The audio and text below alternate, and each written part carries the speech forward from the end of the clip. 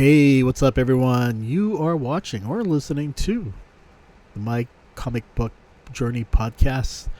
I'm your host, KNDY.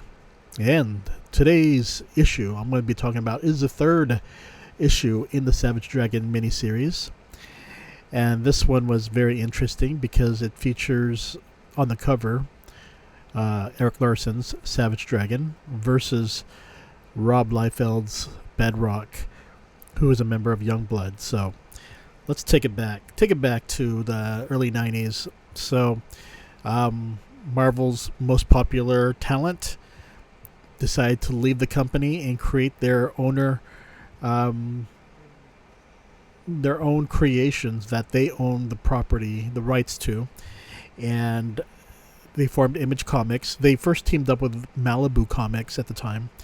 Malibu was best known for their printing for comic books and the color separations.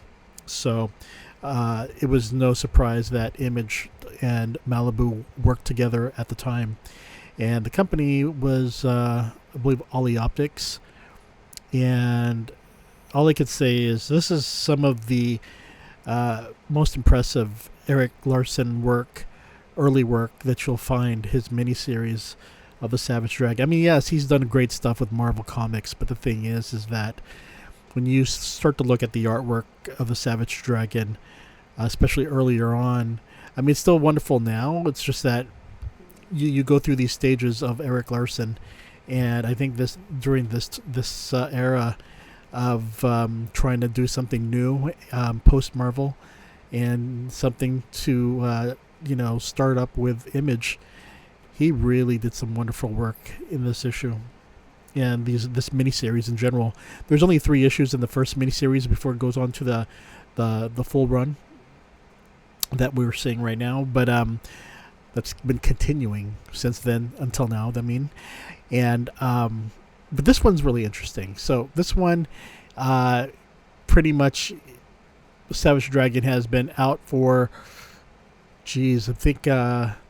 For, was it 9 weeks or 9 months? He was out because he got gutted by a supervillain, but he's better now, and we learned that he has a pretty good healing factor. I think it's 9 weeks because they were talking about how he heals really quickly, and he's out, he's fine, and of course, the city of Chicago looks at him as this, as the police. His friend says that they look at him as a second coming because he's been the cop that will take on any supervillain, major supervillain, and he has no fear. And so he gets out, and all the media wants to know more about him, especially his amnesia. If he's telling the truth of that he has amnesia, or is he faking it? What kind of person was he before? And of course, we know that in issue 0, that which took place about 15, 16 years later after this issue, that he was Emperor Kerr, a really jerk emperor who tries to rule his people, his dragon clan, to do crimes against to all living people, because he wants to. He doesn't care of the reason why. He just wants to make people suffer. And of course, his people rebelled against him, and then he was left in a farm. You could read that on issue 0, and this is where it picks up. The limited series, issue 1. He has amnesia, doesn't know who he was before, and now he's fighting for the good guys. So yeah, after he heals up, he gets out of the hospital, gets back in his police uniform, and media interviews him.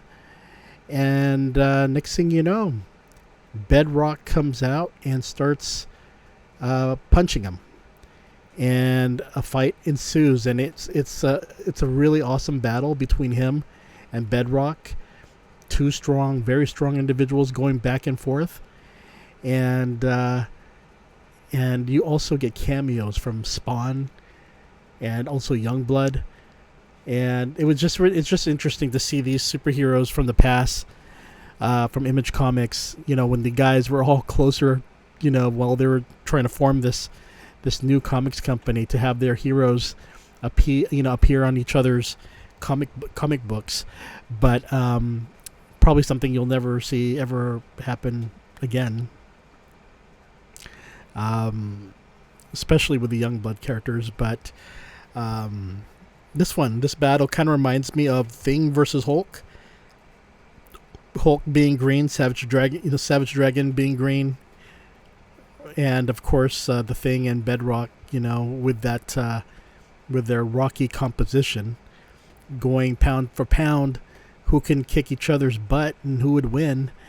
And suffice to say, it was a very interesting fight, and I don't want to spoil the issue of why Bedrock picked a fight with Savage Dragon, but in a way,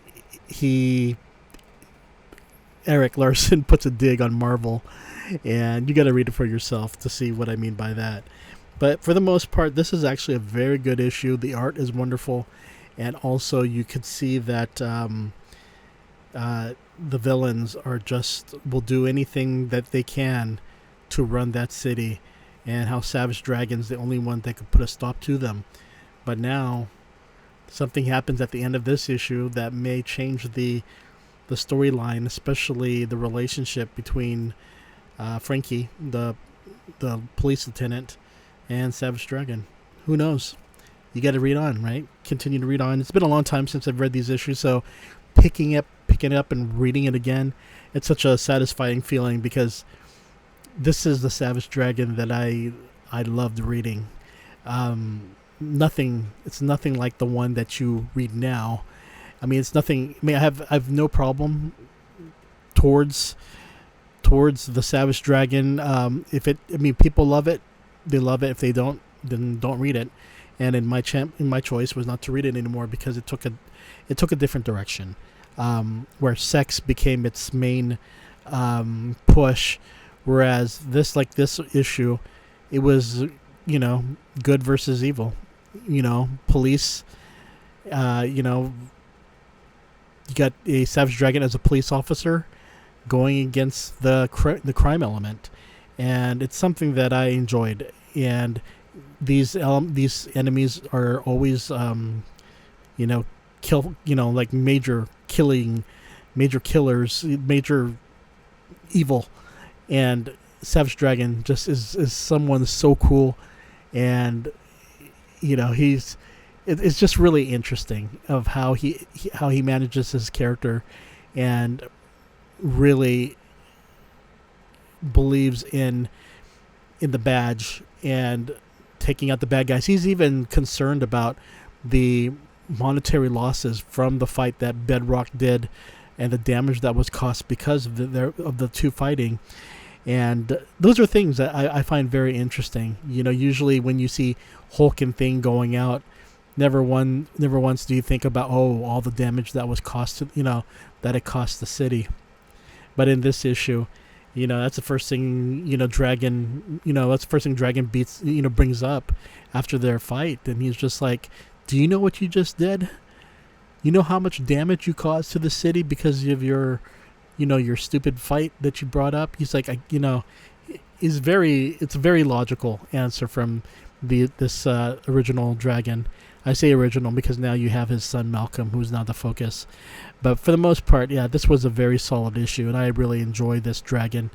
Sad that this Dragon's no longer around. It's a new, it's a new era, different Dragon, I suppose, with his son now the focus. In a way, it's nothing surprising, because you had that with, you almost had that with Dragon Ball, how it focused on Goku, and then with Dragon Ball Z, while it's still focused on Goku, they really tried to start to shift focus towards Gohan, and it only lasted for so long because both were popular characters, and especially the original. So at times you had both of them showing, in the comic together. But if anything, it's just the original Dragon, Savage Dragon, is the one I grew up reading and the one I enjoyed the most. So, yeah, check out this limited series, 1 through 3. These are just so good. These are good times right here that I enjoyed, and a comic book that I remember enjoying and reading it again, still enjoying today. So, okay, everyone, you take care, and I'll see you later. Bye bye.